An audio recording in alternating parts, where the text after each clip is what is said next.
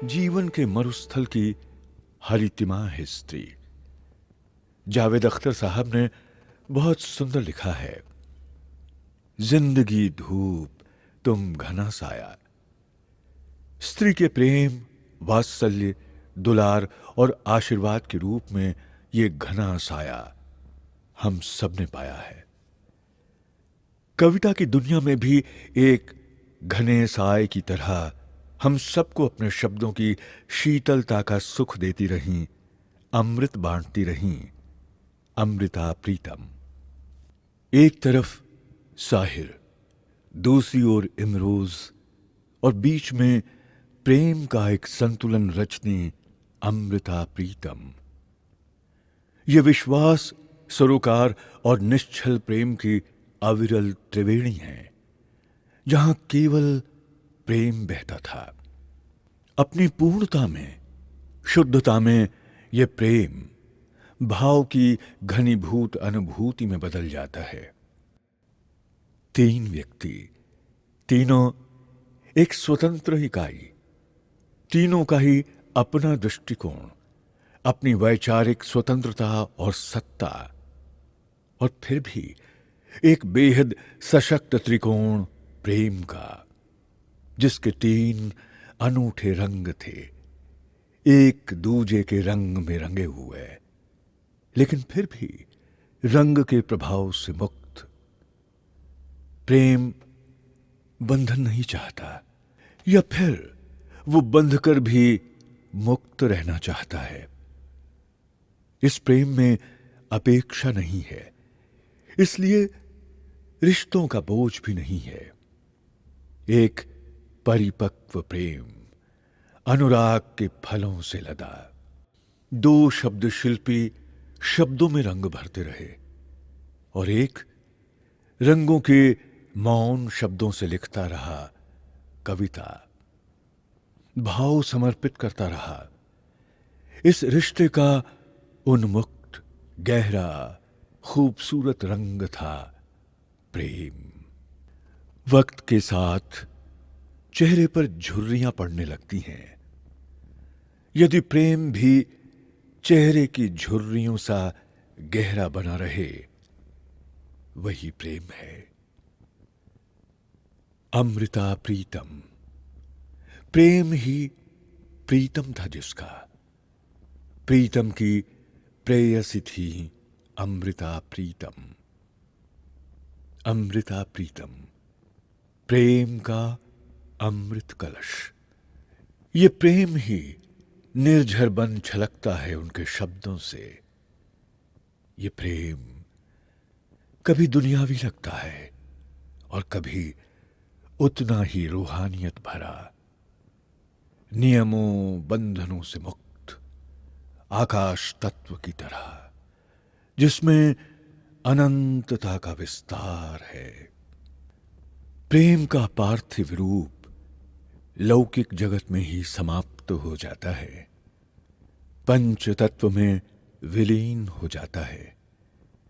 लेकिन प्रेम की अलौकिकता इस ब्रह्मांड का शाश्वत तत्व है। इस ब्रह्मांड की चेतना में भी स्पंदित रहता है, लौटता है बार बार नए नए रूपों में, अंकुरित होता है हृदय की भाव भूमि पर कविता बनकर। अपनी कविता में अमृता प्रीतम ने भी यही वादा किया है हम सबसे, मैं तुम्हें फिर मिलूंगी, मैं तुम्हें फिर मिलूंगी, मैं तुम्हें फिर मिलूंगी, मैं तुम्हें फिर मिलूंगी। नमस्कार दोस्तों, मैं ज्योति भगत। मैं तुम्हें फिर मिलूंगी इस कार्यक्रम में आप सभी दोस्तों का हार्दिक स्वागत करती हूँ। कहते हैं दोस्तों, वक्त की रेत पर किसी के कदमों के निशान नहीं रहते, शायद दुरुस्त कहते हैं, लेकिन कुछ कलाकार, कुछ फनकार ऐसे होते हैं जिनके निशान वक्त की रेत पर नहीं बल्कि कई करोड़ों चाहने वालों के दिलो दिमाग पर कई साल पहले थे और कई साल बाद रहेंगे। ऐसे कुछ कलाकारों ने, कुछ फनकारों ने हमारे जिंदगी के पलों को बहुत ही खूबसूरत बनाया है बड़ा ही सुंदर बनाया है। ऐसी ही एक शख्सियत, जी हाँ, मैं बात कर रही हूँ अमृता प्रीतम की। अमृता प्रीतम, जो अपने साथ लाई थी अपने कलम में शब्दों का अमृत, जो इंद्रधनुष्य के रंगों की प्रीतम थी, जो नारी क्रांति की प्रीतम थी, जिसने अपनी जिंदगी को ही कागज और कैनवस बना लिया था। दोस्तों, विश्व भर में जिनका नाम बड़े अदब से, बड़े प्यार से, बड़ी मोहब्बत से लिया जाता है, वो पंजाब की साहित्य की प्रमुख हस्ताक्षर थी अमृता प्रीतम। उनको पढ़ो तो लगता है दोस्तों कि वो आपको आप ही से मिलवा रही है। इसीलिए मैंने आज के इस सफर का नाम रखा है, मैं तुम्हें फिर मिलूंगी, मैं तुम्हें फिर मिलूंगी। प्रीतम की प्रीत, शायर का साया और इमरोज की इनायत, यही थी अमृता प्रीतम। रूहानी इश्क का अगर कोई जिस्मानी रूप है तो वो है अमृता प्रीतम। मैं तुम्हें फिर मिलूंगी इस कविता में वो इमरोज से कहती है, अजनबी तुम मुझे जिंदगी के शाम में क्यों मिले, मिलना था तो दोपहर में मिलते।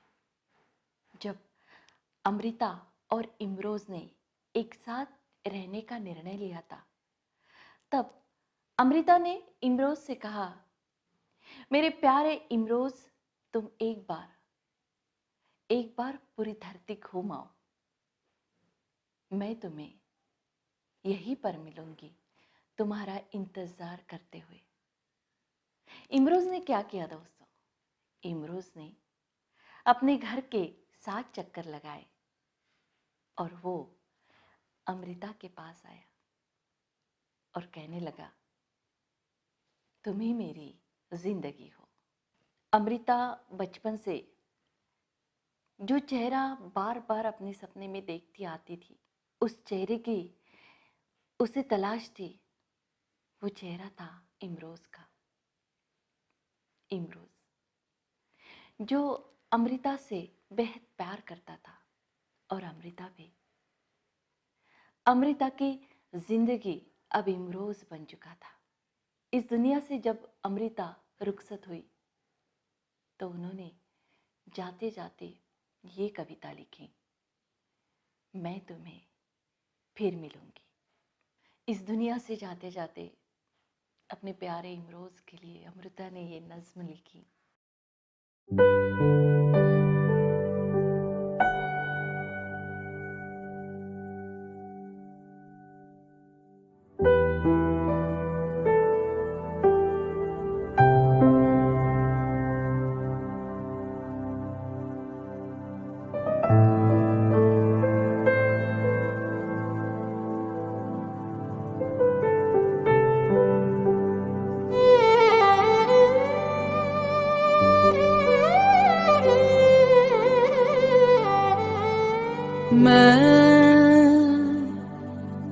तेनू फिर मिलांगी,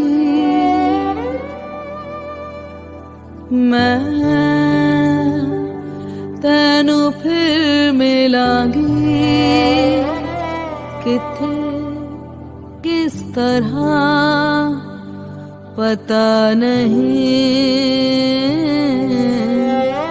शायद तेरे तखय्युल दी चिड़ंग बन के तेरे कैनवास ते उतरांगी,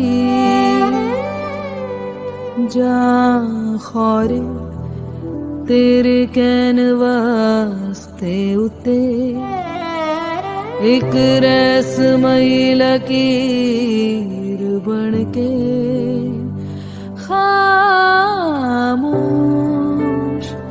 तेनू तकदीर रवांगी, मैं तेनू फिर मिलांगी, मैं तेनू फिर मिलांगी।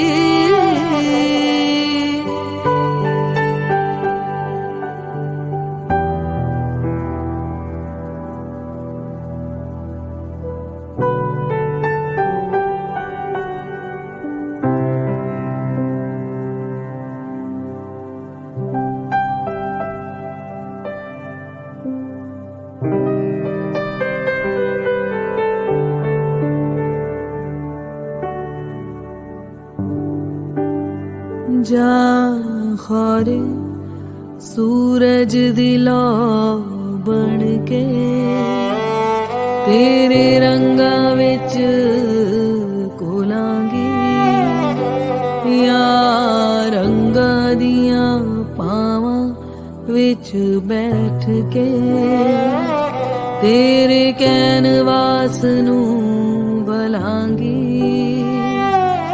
पता नहीं किस तरह किथे पर तेनू जरूर मिलांगी मैं तेनू फिर मिलांगी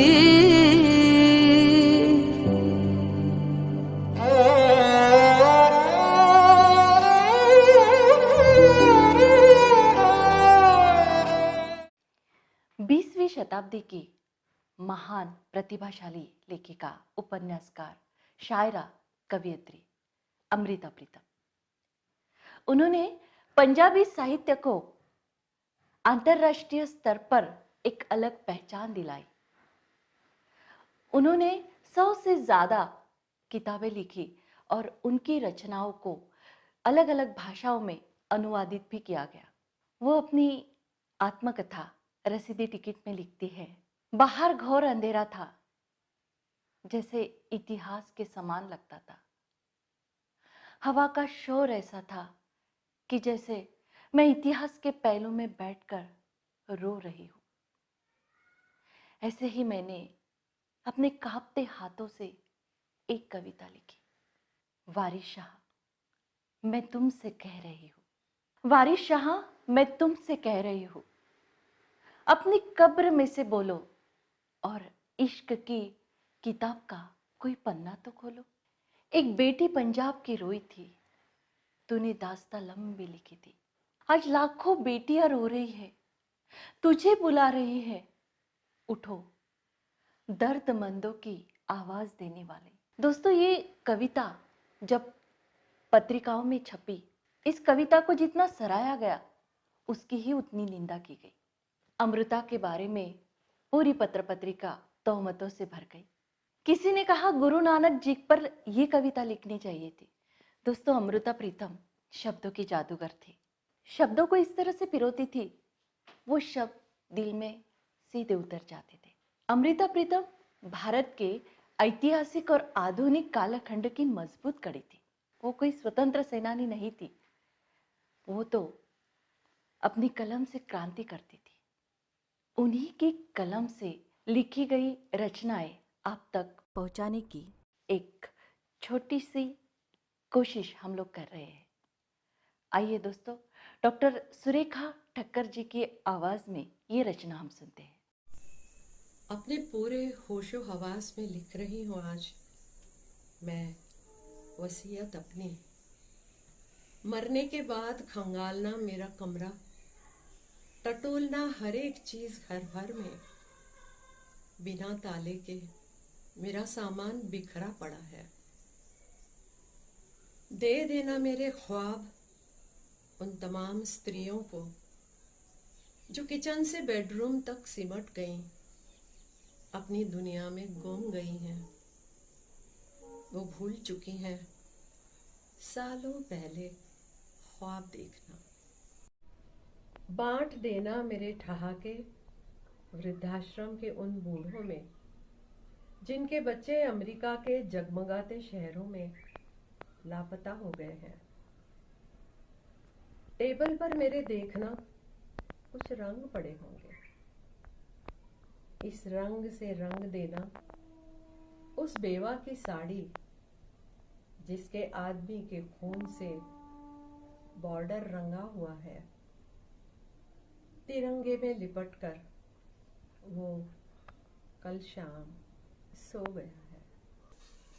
आंसू मेरे दे देना तमाम शायरों को, हर बूंद से होगी गजल पैदा, मेरा वादा है। मेरा मान, मेरी आबरू उस वेश्या के नाम है, बेचती है जिस्म जो बेटी को पढ़ाने के लिए। इस देश के एक एक युवक को पकड़कर लगा देना इंजेक्शन मेरे आक्रोश का पड़ेगी इसकी जरूरत क्रांति के दिन उन्हें। दीवानगी मेरी हिस्से में है उस सूफी के, निकला है जो सब कुछ छोड़कर खुदा की तलाश में। बस बाकी बची मेरी ईर्ष्या, मेरा लालच, मेरा क्रोध, मेरा झूठ, मेरा स्वार्थ। तो ऐसा करना, उन्हें मेरे संग ही जला देना, उन्हें मेरे संग ही जला देना।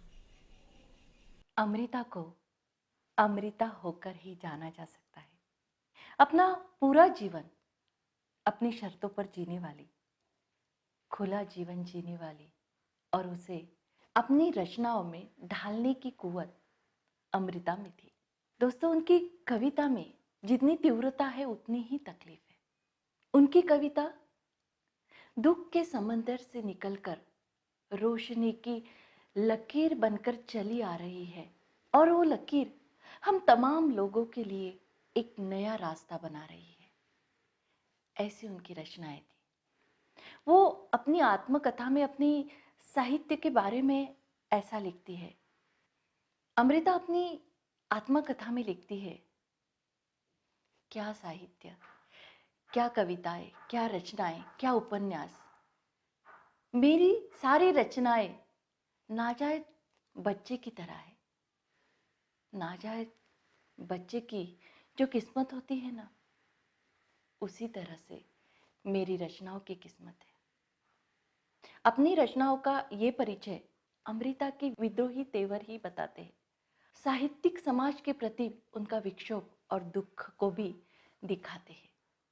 दोस्तों, अमृता की लिखी हुई ये कविता प्रिया जामकर जी की आवाज में सुनते हैं।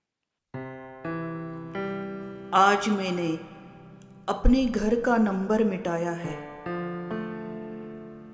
और गली के माथे पर लगा गली का नाम हटाया है और हर सड़क की दिशा का नाम पोंछ दिया है। पर अगर आपको मुझे जरूर पाना है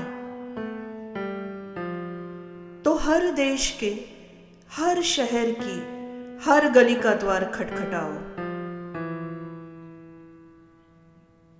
ये एक शाप है, ये एक वर है और जहां भी आजाद रूह की झलक पड़े समझना वो मेरा घर है।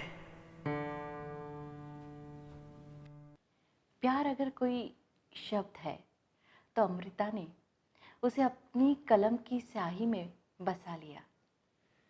और प्यार अगर कोई सुर है तो उसने अपने जीवन का स्थायी सुर बना लिया। लिव इन की जिस परिपाटी को आज हम फलता फूलता देख रहे हैं, इसकी नींव अमृता जी ने 1966 में रखी थी।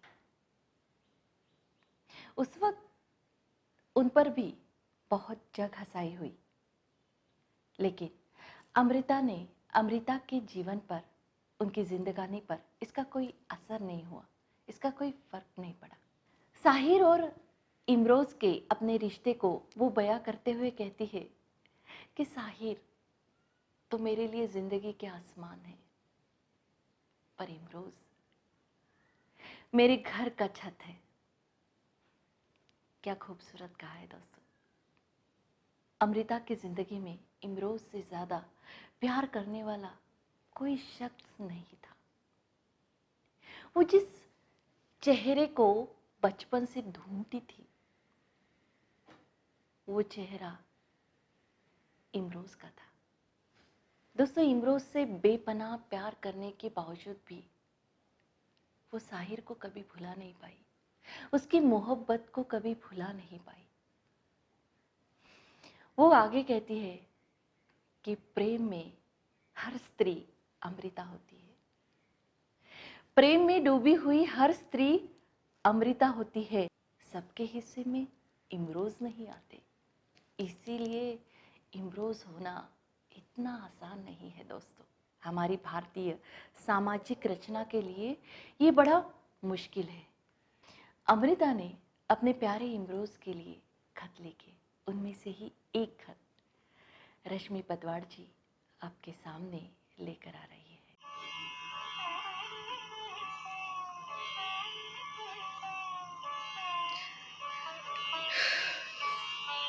मेरे प्यारे इमरोज, तुम्हारा खत मिला। तुम आ रहे हो।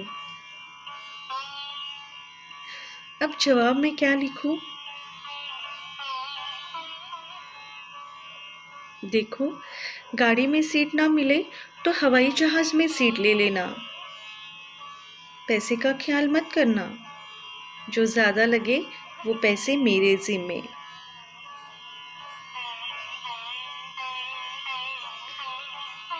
मुझे बिरहा के गीतों से प्यार नहीं, मिलन की उस मंजिल से प्यार है जिसके कठिन राह को काटने के लिए मैंने बिरहा के गीत लिखे। तुम जानते हो, मुझे शोहरत प्यारी नहीं जो बिरहा के गीतों से मिली है। मैं जिंदगी के उस जलवे का इंतजार करती हूँ जो मेरी मंजिल मुझे दिखाएगी। आओ आओ, मुझसे अपनी दीवानगी माप लो। मुझे लगता है जैसे साहिर की मोहब्बत के 14 साल भी तुम तक पहुंचने की एक राह थे, है ना? तुम्हारी अपनी आशी।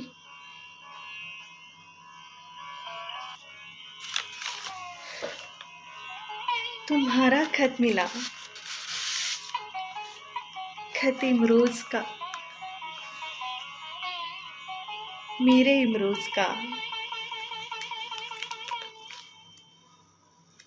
मैं अपनी जिंदगी के नोट को तुम्हारी दहलीज पर चढ़ा आया हूँ। वह अब तुम्हारे हाथों के रहमो करम पर है। भुना लो, खर्च कर लो या दहलीज पर ही पड़ा रहने दो। तुम नोट को खर्चो भी नहीं और उलाहना भी दो। कोई तो तुक की बात करो। मेरा तो हुनर भी तुम्हारी दौलत है, तुम्हारे खर्चने के लिए है। मेरी उम्र भी ले लो, मुझसे इसका सेंक सहा नहीं जाता। मुझसे अपनी यह अमानत ले लो, ओ सब्रों वाली।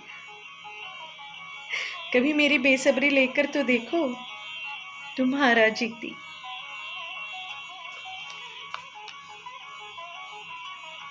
खामोश अफसानों की इबारतें दोस्तों लिखी नहीं जाती, वो तो केवल महसूस की जाती है।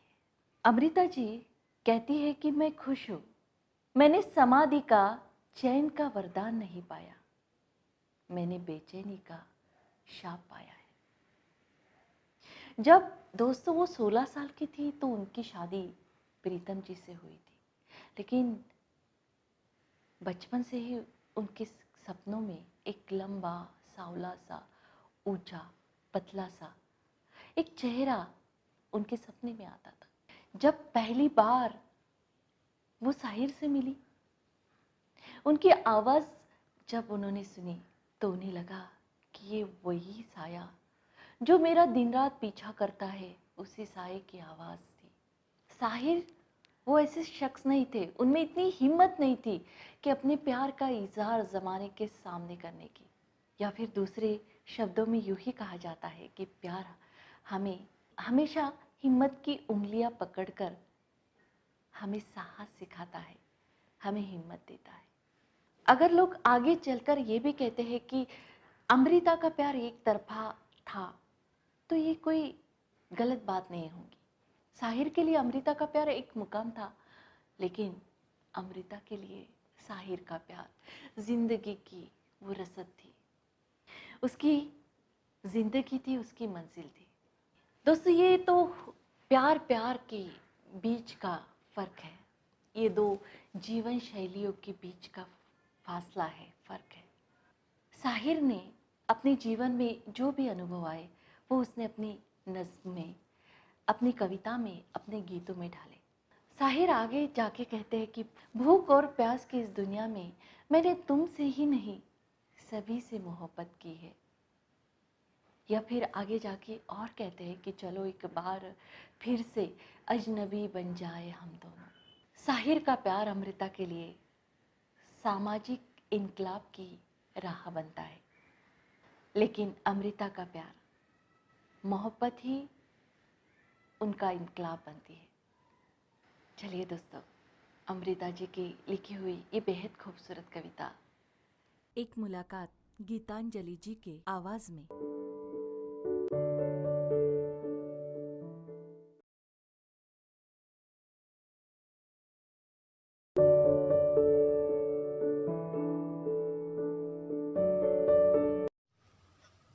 मैं चुप, शांत और अडोल खड़ी थी।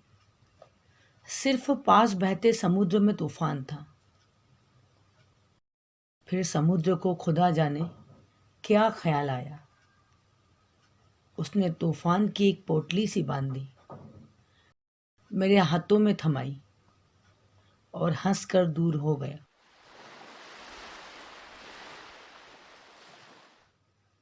हैरान थी, पर उसका चमत्कार ले लिया। पता था कि इस प्रकार की घटना कभी सदियों में होती है। लाखों ख्याल आए, माथे में झिलमिलाए, पर खड़ी रह गई कि उसको उठाकर अब अपने शहर में कैसे जाऊंगी।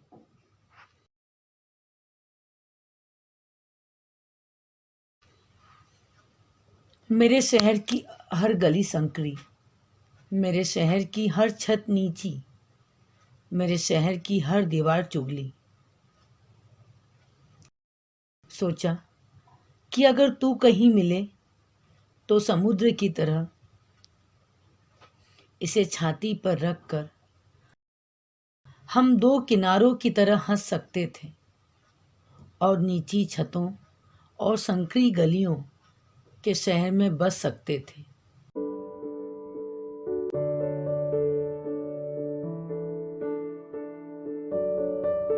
पर सारी दोपहर तुझे ढूंढते बीती और अपनी आग का मैंने आप ही घूंट पिया।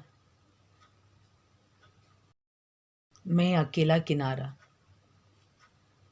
किनारे को गिरा दिया और जब दिन ढलने को था, समुद्र का तूफान समुद्र को लौटा दिया।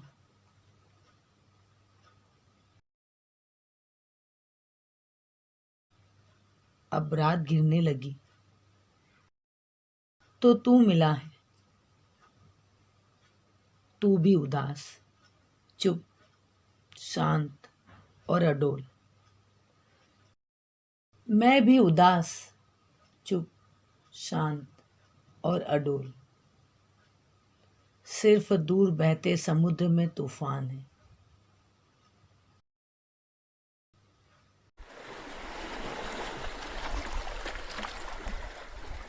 अमृता प्रीतम एक ऐसी शख्सियत है जिन्हें चंद लम्हे के प्रोग्राम में बांधना बड़ा मुश्किल है। एक ऐसी लेखिका जिन्हें बयां करने के लिए सदियों की दरकार है। दोस्तों, अमृता के कलम के समंदर से कुछ लहरें हमने आप तक पहुंचाने की एक कोशिश की है। ये हमारी छोटी कोशिश है दोस्तों, ताकि अमृता को पढ़ने की आग आपके भी मन में लगे। इसी आशा के साथ मैं प्रियंका शर्मा जी को ये कविता पढ़ने के लिए यहाँ बुलाती हूँ।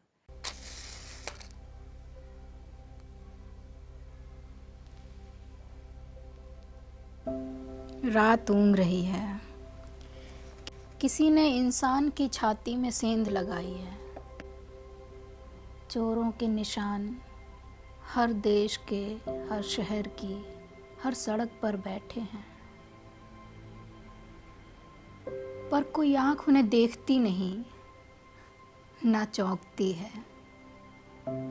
सिर्फ एक कुत्ते की तरह एक जंजीर में बंधी, किसी वक्त किसी की कोई नज्म भौंकती है। अमृता पर लिखना जैसे आग को शब्द देना, हवा को छूकर जाना और चांदनी को हथेलियों के बीच में बांध रखना। दोस्तों, अमृता समय से आगे देखने वाली एक शायरा, एक कवियत्री, एक लेखिका, एक उपन्यासकार, विलक्षण प्रतिभा की धनी थी अमृता। वो कहती है कि परछाइयों को पकड़ने वाले सीने में जलती हुई आग की कोई परछाई नहीं होती। समय के कैनवस पर अपना नाम लिखने वाले अमृता प्रीतम, वो कहती है कि मेरी कहानी हर एक देश की महिला की कहानी है, जो आज तक किसी कागज पर नहीं उतरी, लेकिन उनकी आत्मा पर, उनके शरीर पर, उनके मन पर लिखी गई। अमृता ने हर जगह, हर कौम में नारी के जीवन को एक सा पाया है। नारी के जिंदगी का भूगोल अभी भी अक्षुण्य है। नारी को आज भी दोस्तों अपने मन से जीने का अधिकार नहीं है। वो कहती है कि नारी को आम इंसान की तरह जीने दो, उसे किसी साँचे में मत डालो, वो भी आम इंसान है, उसे आम इंसान की तरह जीने का अधिकार है। वो कहती है कि नारी का, औरत का पाप एक फूल की तरह होता है, जो डूबता नहीं, वो तैरकर मुंह से बोलता है, लेकिन मर्दों का पाप तो पत्थरों की तरह होता है, जो डूब जाता है पानी में, लेकिन किसी को कानों कान खबर नहीं होती। यही नारी का दुख, नारी का दर्द उजागर करने वाली ये कविता स्नेहलता जी आपके सामने प्रस्तुत कर रही है।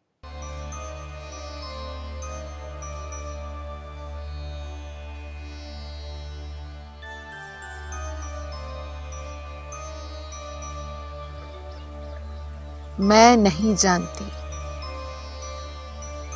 कि पहले प्रश्न का जो बीज था वो किसी काया की जमीन पे किसने बो दिया।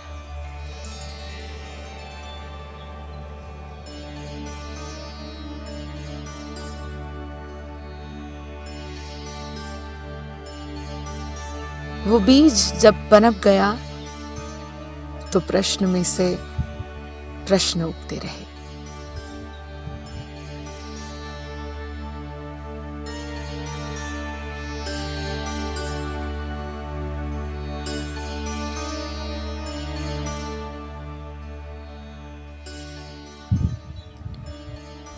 हमारा मिथक कहता है कि सबसे पहले पेड़ पर जो प्रश्न उगे थे वो 112 थे।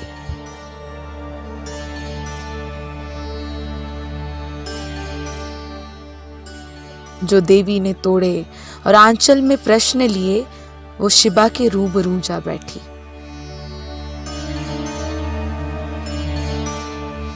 देवी समर्थ थी, उसने प्रश्न भी पाए और उत्तर भी।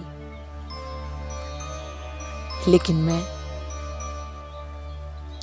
मैं देवानंदा, एक निमाणी ब्राह्मणी जो किसी प्रश्न के लिए समर्थ नहीं। फिर एक जादू सा कैसे हुआ कि आसमान का एक सपना मेरी कोख में आया और 82 दिनों तक मेरी कोख में बैठा रहा।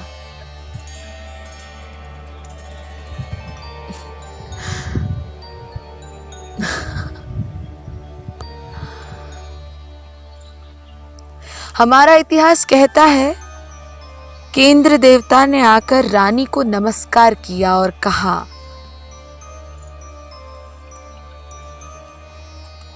हे रत्न कोख वाली, मैं तेरे महावीर के सिर पर आज चवर करता हूं। बालक को गोद में लेता हूं और मेरू पहाड़ पर जाकर इसे नहलाता हूं। इंद्र देवता ने मर्म पाया और पांडुशिला पर जाकर अंबर से कलश लेकर बच्चे को नहलाया।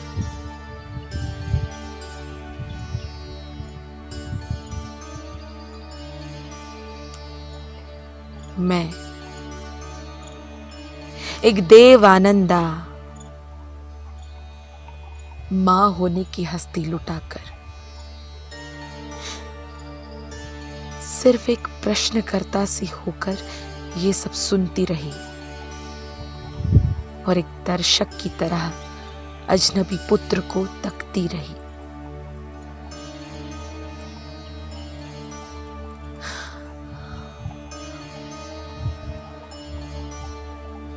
कहते हैं कि बुद्ध ने कहा था, मैं फिर एक बार आऊंगा, तब मेरा नाम मैत्रेय होगा। और हमारा इतिहास कहता है कि मैत्रेय को वो कोख कभी नहीं मिली जिसे वो धारण करे और बुद्ध का वचन पूरा करे। और हमारा इतिहास कहता है कि ऊंची आत्माएं आसमान के वर्ष गिनती है और मां की कोख चुनती है। मैं इसीलिए पूछना चाहती हूं कि एक तीर्थकर ने जब देवलोक में बैठकर मेरी कोख चुनी थी तो मेरा गर्भ क्यों चुराया गया और मुझसे मां होने का हक क्यों लौटा लिया। 82 दिनों की एक गर्भवती को प्रश्न योनि में डाल दिया।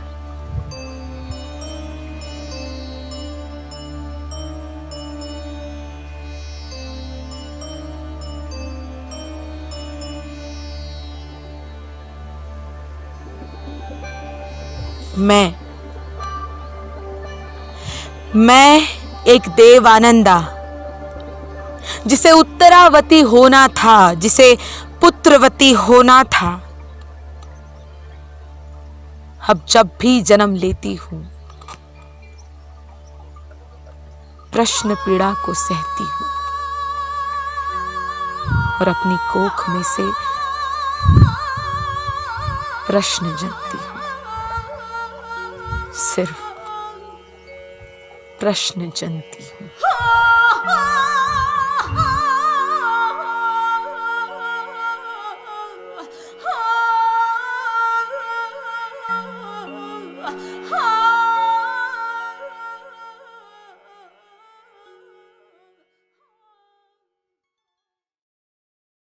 पंजाबी साहित्य का प्रमुख हस्ताक्षर और विलक्षण प्रतिभा की धनी अमृता प्रीतम। वो कहती है कि हमें अपने पाठकों का आसमान ऊंचा करना चाहिए, और जिन्होंने अपनी कलम से हमेशा पाठकों का आसमान ऊंचा किया है, उन्हीं की एक कविता श्रद्धा भारद्वाज की आवाज में हम सुनते हैं। मेरी माँ की कोख मजबूर थी, मेरी माँ की कोख मजबूर थी। मैं भी तो एक इंसान हूँ, आजादियों की टक्कर में उस चोट का निशान हूँ, उस हादसे की लकीर हूँ जो मेरी माँ के माथे पर लगनी जरूर थी। मेरी माँ की कोख मजबूर थी, मेरी माँ की कोख मजबूर। लानत हूँ जो इंसान पर पड़ रही है। मैं उस वक्त की पैदाइश हूँ जब सारे तारे टूट गए थे, जब सूरज बुझ गया था, जब चांद की आंख बेनूर थी।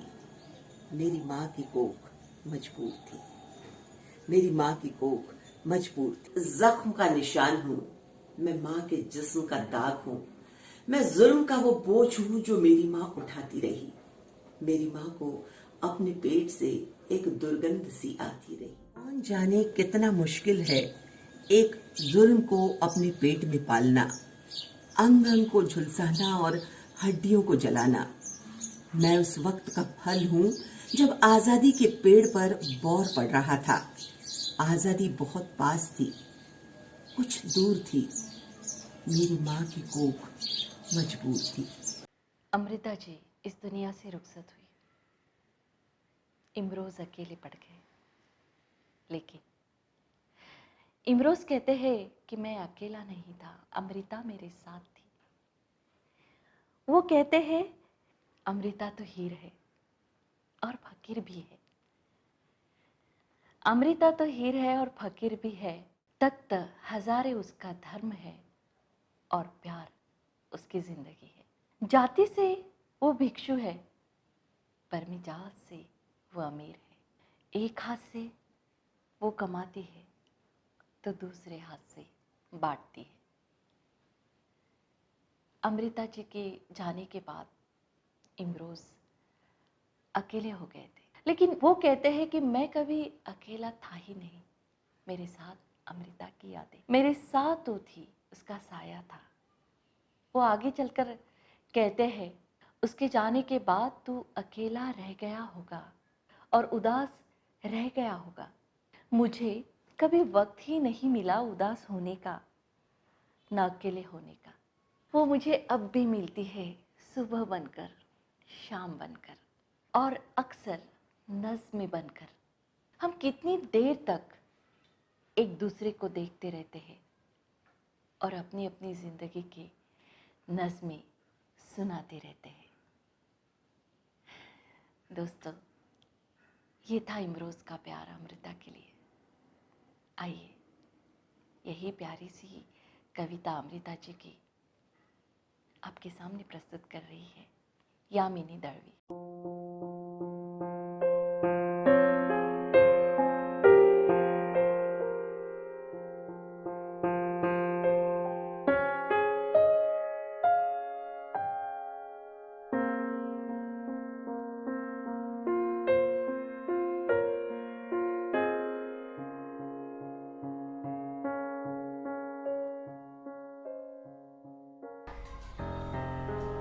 रात आधी बीती होगी, थकी हारी नींद को मनाती आंखें अचानक व्याकुल से हो उठी। एक आवाज आई, अरे अभी तक खटिया पर पड़ी हो, उठो, बहुत दूर जाना है, आकाश गंगा को तैर कर जाना है। मैं हैरान सी होकर बोली, मैं तैरना नहीं जानती, मगर ले चलो। तो आकाश गंगा में डूबना चाहूंगी। एक खामोशी, हल्की सी हंसी, नहीं डूबना नहीं, तैरना है, मैं हूं ना। और फिर जहां तक कान पहुंचते थे, एक बांसुरी की आवाज आती रही, एक बांसुरी की आवाज आती रही।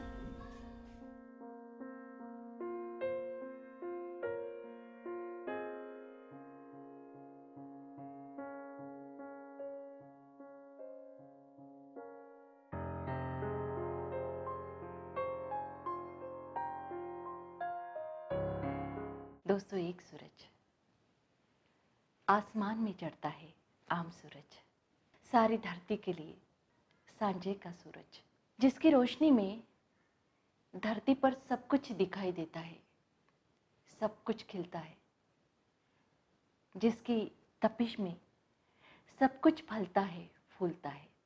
वो सूरज, सिर्फ एक ही सूरज जो मन की धरती पर उगता है, सिर्फ एक सूरज जो धरती पर उगता है, जो खास सूरज खास मन की धरती पर उगता है, खास मन की धरती पर उगता है। वो सूरज जो रिश्ता बनाता है, सिर्फ एक खास मन की धरती के लिए, खुद के लिए सारे का सारा आकाश। इसे एक बात रिश्ता बन जाता है, एक ख्याल, एक तकलीफ, एक ख्वाब, एक सपना। इस सूरज की शक्ल भी इंसान की तरह होती है और इंसान की कई शक्लों की तरह सूरज की भी कई शक्लें होती है। ये सूरज कभी कभी एक धरती के लिए होता है, लेकिन कभी कभी ये आसमान की सूरज की तरह भी आम हो जाता है। जब ये देवता या पैगंबर की शक्ल में आता है। इमरोज ने इस सूरज को पहली बार अमृता की शक्ल में, उसके चेहरे में देखा। इमरोज ने इस सूरज को एक औरत की शक्ल में, एक दोस्त की शक्ल में, एक आर्टिस्ट की शक्ल में और अपनी महबूबा की शक्ल में, वो औरत जो सूरज के रूप में इमरोज के जीवन में आई थी, जो उनकी महबूबा थी, उनका प्यार था, वो शायरा थी, वो आर्टिस्ट थी, वो थी अमृता प्रीतम। अमृता प्रीतम आगे जाकर लिखती है, एक चित्रकार, एक कवियत्री अगर मिल जाए तो क्या होता है, एक सृजन का निर्माण हो जाएगा, इस अनोखे संसार का निर्माण हो जाएगा। तब ऐसे सृजन का निर्माण हो जाएगा, वो कालजयी बन जाएगा। दोस्तों, ऐसी ही एक प्रेम कहानी, जो सिर्फ प्रेम कहानी नहीं थी बल्कि प्रेम कहानों का संसार था, उसमें वो चित्रकार था इमरोज और कवियत्री थी अमृता प्रीतम। आइए दोस्तों, काजल सूरी जी की आवाज में ये कविता हम सुनते हैं। अमृता प्रीतम की एक कविता है। लिखती हैं, आज सूरज ने कुछ घबरा कर रोशनी की खिड़की खोली, बादल की खिड़की बंद कर दी और अंधेरे की सीढ़ियां उतर गया। आसमान की भवों पर पसीना आ गया। जाने क्यों पसीना आ गया। सितारों के बटन खोलकर उसने चांद का कुर्ता उतार दिया। मैं दिल के एक कोने में बैठी हूं। तुम्हारी याद इस तरह से आई जैसे गीली लकड़ी में से गहरा और काला धुआं उठता है। हजारों ख्याल साथ आए, जैसे कोई सूखी लकड़ी सुर्ख आग की आहें भरे। दोनों लकड़ियां अभी बुझाई है मैंने। वर्ष कोयले की तरह बिखरे हुए, कुछ बुझ गए, कुछ बुझने से रह गए। वक्त का हाथ जब समेटने लगा ना, तो पोरों पर छाले पड़ गए। तेरे इश्क के हाथ से छूट गई और जिंदगी की हंडिया टूट गई। इतिहास का मेहमान मेरे चौके से भूखा ही उठ गया। अमृता प्रीतम। वो अकेली थी, अनंत थी और अपने ही अंधेरे में चिराग से जल रही थी। मैं सिर्फ इतना जानती हूँ कि एक स्मृति का धागा आज भी कई मौत से गुजरकर मुझे लिपट जाता है और आज भी मेरे वजूद का एक टुकड़ा दरगाह की अगरबत्ती की तरह जलता रहता है। अमृता जी आगे जाकर ये भी कहती है कि मेरी नज़र में अधूरे खुदा का नाम इंसान है और पूरे इंसान का नाम खुदा है। आइए दोस्तों, अमृता जी की ये रचना भारती कदम के स्वर में हम सुनेंगे।